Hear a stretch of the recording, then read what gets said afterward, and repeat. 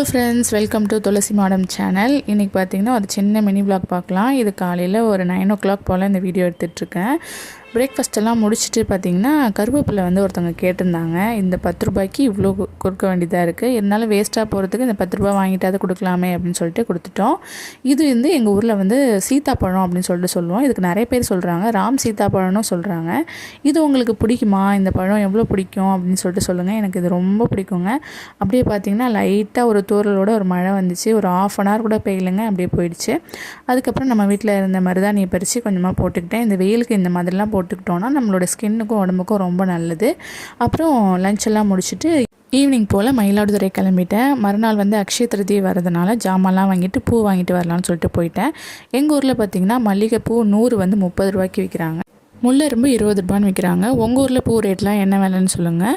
இந்த வீடியோ பிடிச்சிருந்தா like and share பண்ணுங்கள், சப்ஸ்கிரைப் பண்ணுங்கள். தேங்க்ஸ் ஃபார் வாட்சிங்.